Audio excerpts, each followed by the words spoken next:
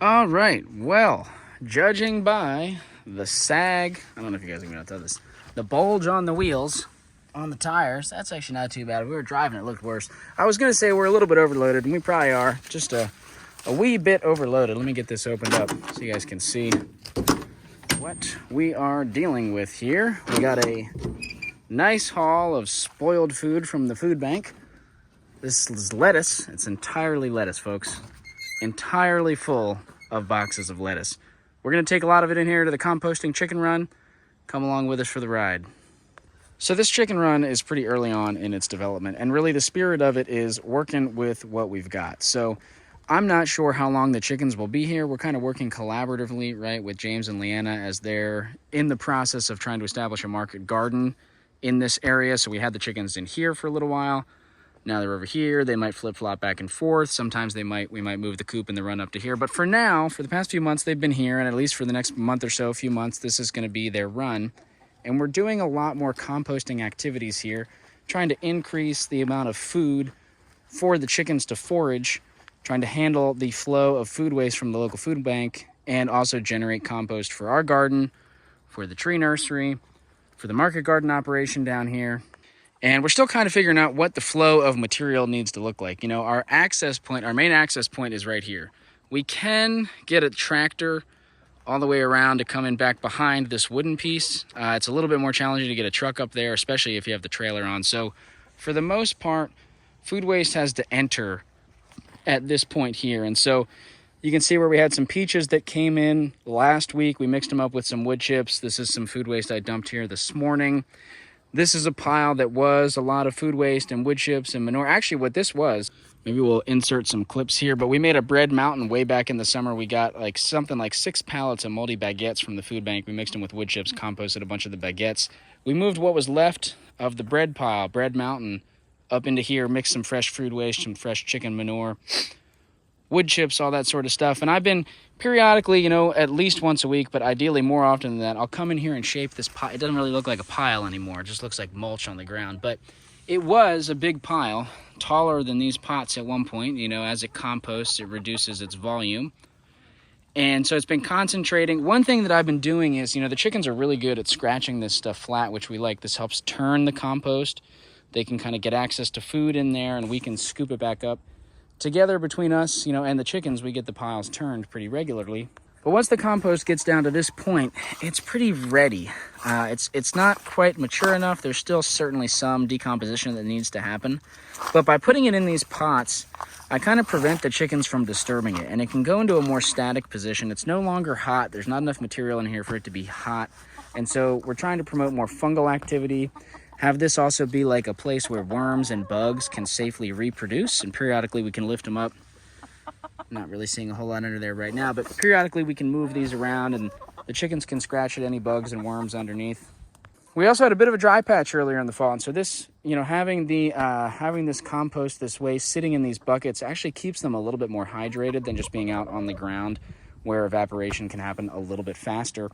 It's nice we just have a lot of nursery pots laying around. Another iteration of that, which you'll see somewhat commonly on the internet, is using these fence rings, metal, you know, welded wire fence rings to hold the compost. And again, the chickens can scratch at the top, but they can't get at most of the material. And so it lets the material break down, build up bug populations, build up the worm populations, and keep the pile kind of in shape. And then periodically we can remove the ring here, right? We can pull this off. You can see this pile is also getting to its cooler stage. It's about 70 in there, which is actually kind of hot because it's about 48 degrees right now outside. But whenever we feel ready, we can lift this ring off. It's pretty easy to do. The chickens can scratch it off flat. We'll put the ring right here, and we can re-scoop everything back into the ring. That does kind of a turning of the material. We're going to talk about this in another video, but we've got big man Willow in here. Where did he go? In isolation. He's probably down in his little hut. Yeah, I see his feathers in there. He's hanging out in the dry of his little hut. We're trying to introduce a new rooster to our current roosters to integrate him into the flock. And we need to give them some time to kind of get acclimated. That's right, Big Hoss. That's right. Yeah.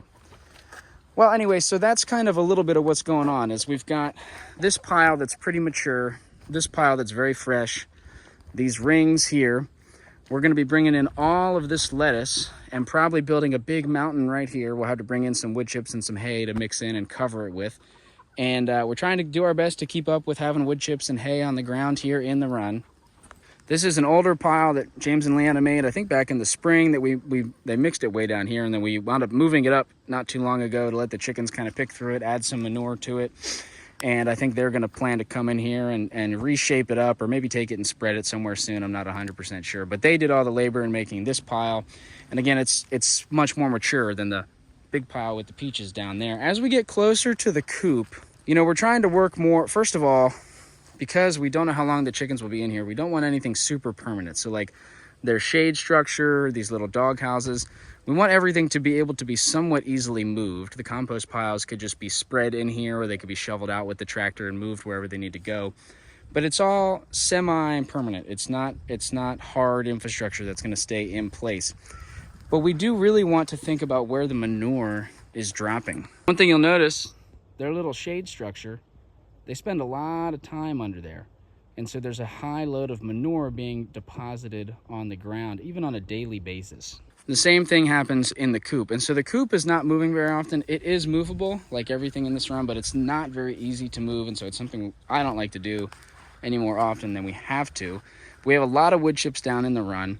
And periodically what I like to do is I like to scoop out the wood chips and the manure and put them in a fence ring where they can sit kind of undisturbed.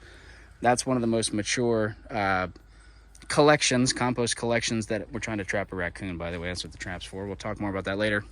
It's somewhat subjective as to how often this happens, but as we feel is necessary to maintain, you know, safe and comfortable living conditions for the hens in here, we'll pull out a lot of the wood chips, put them into a ring like this, put fresh bedding in here. Sorry for kind of flying around with the camera. We've done that a number of times. So here's a ring. You know, this came out of the coop. This came out of the coop. You can see the dark color. There's just a lot of manure in here. And so it breaks down very fast. It's got a lot of fertility. This is not quite done breaking down. We're going to let it go a little bit longer. And then this stuff can be scooped out and used as a pretty high value input up in the garden, in the nursery. They can spread it down here where they're going to do their market gardening activities. We're sort of exploring something different with the shade structure, where instead of trying to scoop everything out from under it, and we want to have a garden in here eventually, and the chickens moved on, we haven't really done this a whole lot yet, but we're going to start periodically moving the shade structure, moving it. It was here where this isolation pen was for a little while. Now it's here. Eventually we might put it on this side of the compost pile. We'll keep moving it around to allow heavy deposition of manure and bedding in various places in the run. And I guess the thing that's on my mind right now, and I think James is also thinking a lot about this, is just flow of material. You know, it's kind of unpredictable when we get big depositions of food waste from the food bank. A lot of the times, week to week, it's just a box here or there, which is great. And then, like today, you know, once every month, once every few months, we get a big load like this, and or like these peaches. And so, as this pile begins to mature and new material wants to come in, it has to come in here. We're probably going to have to start moving piles this way, or maybe moving them this way, kind of getting them out of the way of new material coming in. So there's a lot of shoveling work, a lot of pitchfork work, a lot of moving material from here to there, flipping it. The chickens do a lot of the labor of at least spreading piles out, breaking piles down, but we have to be the main ones saying this is going to get moved from here to here, and we're going to do it. But it gives the chickens access to more food waste than they could ever want. I mean, honestly, we could feed a lot more chickens on the amount of waste that we get than just the chickens we do. They do, as we've talked about in other videos, have access to grain feed 24/7 whenever they want it, so they are getting a well-balanced diet. But they spend most of their day out here foraging, and they don't spend a whole lot of time hanging out at the feeder. They also spend a lot of time hanging out here by the grit bowl, the old bowl of chicken teeth. You know, if you don't know chickens, yeah, you want some? They don't have teeth. Yeah, they love this stuff. They don't have teeth, and so these rocks, they get them into their, into their guts. They have a special organ where this stuff will sit, and they will, it will kind of just, it's a muscle, and it just kind of grinds the food up, and these rocks help grind the food up in their system, in their, kind of right down, right about there. Is that right? But as fun as it was going over that explanation of what's happening, you know, I really love just sitting back and kind of watching the chickens, thinking about what's going on here. But now it's time we actually have to do the work of unloading all the lettuce. And it is certainly a lot of labor to get the food waste out of its packaging. We're happy to do it. You know, it's a very high quality resource. We want to keep it out of the landfill. We are loving that we get the supplemental feed for the chickens and the compost, but it is a lot of labor and a lot of time that we do have to manage, you know, manage our time around that. And I got to get back to it. Honestly, though, there's a lot of other stuff happening today. It's kind of getting late in the afternoon, hard to tell because it's been this color all day. You can't tell where the sun's at with all these clouds. Kind of my favorite kind of day, overcast like this. But a lot of other stuff to do, so I will cut the video off here. We'll probably see you guys just like that. It'll be tomorrow, but for me, you know, I've got 24 hours until then. But hey, we'll see you in. What do you guys think? Are the chickens gonna do a good job carving this pumpkin? We got the outline marked out for them. I think they're gonna do good. They're a little bit curious right now.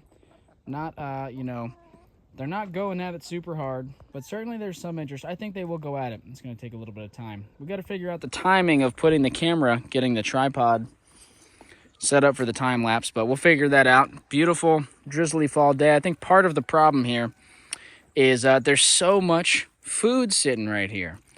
This is easier to get at than a pumpkin, although a pumpkin might taste better to a chicken. I don't really know, but we'll see. Hopefully that turns into a nice, you know, jack-o'-lantern for Halloween. Honestly, I think what I'm going to have to do, because I don't have enough space. Well, you guys don't care about all the details here. I don't have a ton of space on my phone, so I can't just, and my phone's the only thing I use to record, so I can't just like set a GoPro up and let it go for 24 hours. I've got to be out here, make sure my phone doesn't die, make sure it's not getting full of storage, all that sort of stuff. So since there's other things going on and it's raining today, we might not actually get all of the chicken pumpkin carving going on in one day. We might have to take the pumpkin outside of the run, start again tomorrow morning when I can spend more time out here. It's going to be better weather. I can make sure my phone's fully charged because it's not right now. But look, it's totally beginning. It is totally beginning. What do you think, Mr. Roosty? That could be a tasty treat? Nope, not interested. All right. I got to admit, this thing's looking kind of creepy, y'all. What do you think, ma'am? How do you feel about this carving? How's it taste?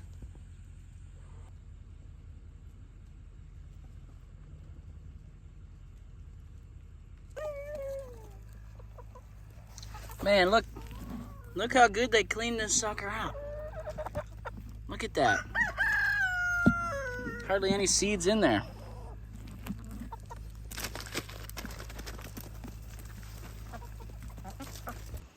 Yo, this thing's getting scarier by the day. And they couldn't reach some of these seeds all the way in the back. Look at that.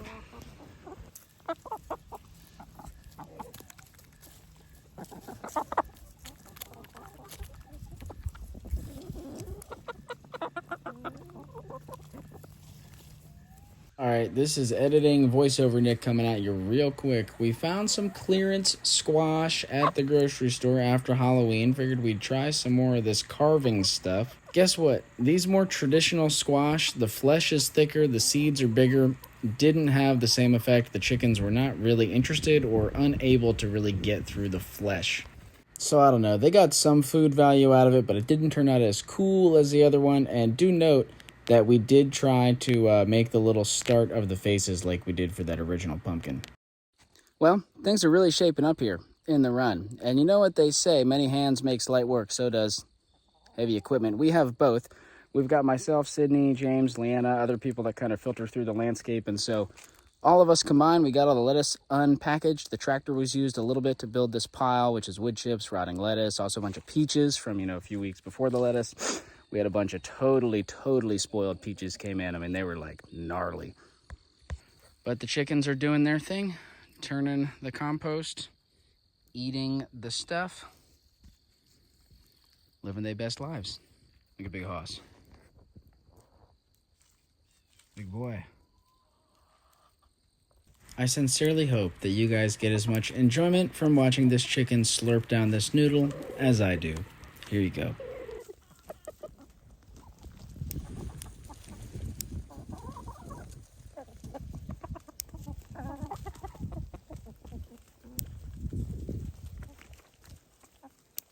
Yo, Mo, what are you doing up there, huh?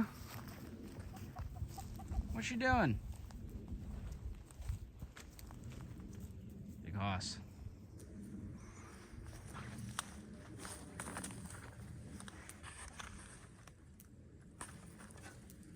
Boop. Ooh, electric fence just got me a little bit. I don't know how many days it's been since we brought in all the lettuce. Kind of lost track, but a little bit of a lazy Sunday out here. Figured I'd show you guys what the pile looks like. The lettuce is broken down a lot. Like, you can't even see any. Now, it's been at least several weeks. I can check, and we'll put it up here somewhere on the screen exactly how long it's been. But this pile's hovered between 100 and like 145 over the past few weeks. So quite a good bit of fuel in here breaking down. And as you can see, the ladies have been turning it, flattening it. To some extent, we've been scooping it back up. I think we got to get them a little bit more water here. To be honest, I'm glad that it's a quiet, lazy day. I got a bit of a headache brewing here, but guess what? The chickens still have needs. Out here checking on the babies. They're all doing pretty good in here. Gonna get some eggs. We got plenty of food and water. Smells pretty nice in here. We added a lot of fresh wood chips yesterday, so that always makes it nice and fresh. I think that might be somebody's first egg. This is a little egg. I haven't seen a little egg in a long time. So I don't know who it might be. This lady here, she's one of them Wyandottes, blue laced. I forget exactly what you call that color variation. And we got someone sitting in a box right here. I'm getting pecked a little bit. Ma'am, you got any eggs under there? You do. Thank you so much. I don't know how well you guys can see that, but we're getting the eggs. Ma'am, I know I felt one more. Oh, two more. Oh, yeah, she's very upset. It's all right, ma'am. It's all right. I'm not going to hurt you. I just want the eggs. She's not going broody. It's wintertime. She's probably just in the middle of laying an egg. So we'll leave her be. Take our 5 and skedaddle. Ma'am, was that your egg in there? I don't know. Her comb is getting really bright these past few days. Could be her first egg, too. I don't know. We need to get our game camera back set up in the coop. It's not set up right now. Be curious to see. We really got to get it pointed at the nest boxes so we can see who's laying what. What are you doing in there, boy? Yeah. That's what I thought. How you doing, Mr. Bursty? Well, folks, I don't have a whole lot more to say in this video. It's a pretty good overview of the run as it looks this moment. It's not a perfect setup, but it's moving in a good direction. We're making progress. I don't know, I've probably said this enough times in this video, but if I was going to emphasize anything, it would be the limitations in this sort of setup are carbon and labor. Having enough carbon to adequately cover all of the material that you pull in, also all of the ground, right? We've got hay all over this whole area. I really enjoy this type of run. I like having all the food, all the compost for the chickens. I think they enjoy it. Chickens are really well adapted, like I've said many times, to processing waste, to being in this sort of situation. They've been processing human waste for thousands of years, right? It's kind of what we've bred them to do, is to exist on our waste, make some eggs and make some meat. So they're good at it. They enjoy it. I think they're very happy here. But I think there'll be a lot more to come on this topic. This is something we're excited to be expanding, to be doing more. I'm excited to just follow the project. Glad to have you guys along. Grateful for all of you. Hope you're enjoying the weather, whatever the weather's like at the time that you're watching this. And lastly, the sun is right there behind me. But lastly, folks, I would love to hear from you. I'd like to hear, are you doing composting in your chicken run? Let me know. Are you guys feeding a lot of food waste? Goodness. To your chickens? How do you have it set up? What questions do you have about our setup? Thanks for tuning in. As always, we'll catch you in the next one.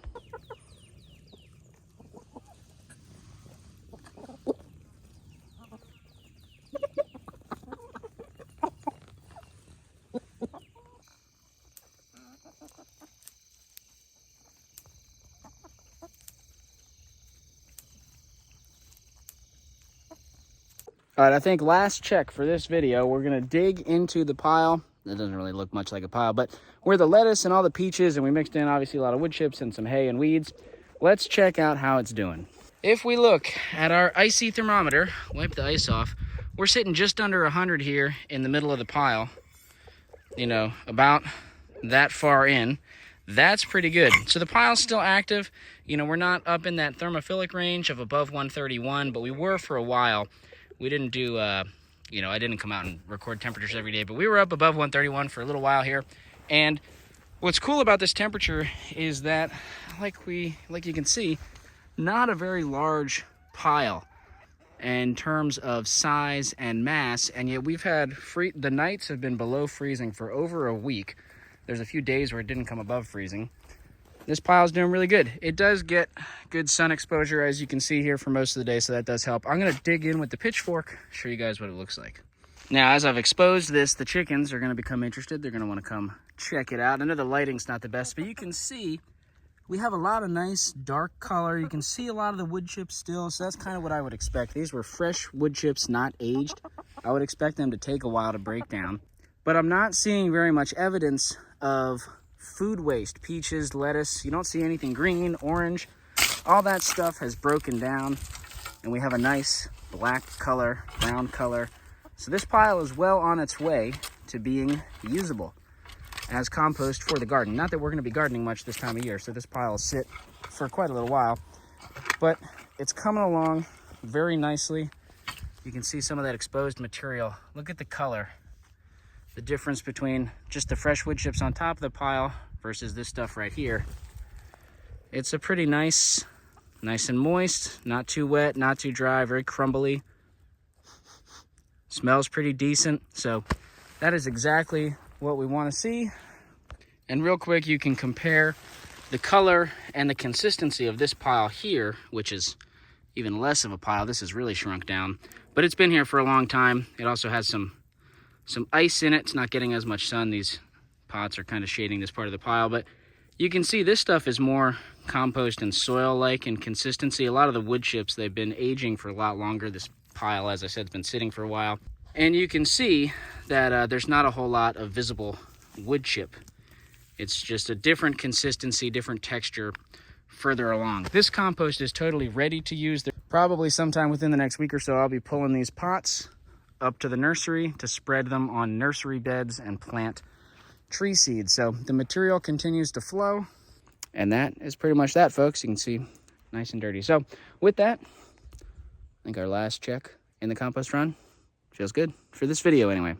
This pile, kind of how it's flattened out. This could use a reshaping, so something that's kind of on my to-do list is to get in here with the pitchfork one afternoon, maybe when there's a few of us, because it's a big pile, and get this one kind of shaped back up. Like I said, move these pots out of here. Probably just scrape all of this pile, move it up, or blend it in to this one as we reshape it to use it kind of as an inoculation of some of the microbes in that pile that are, you know, that population, it's a little bit more mature. That compost has been sitting longer.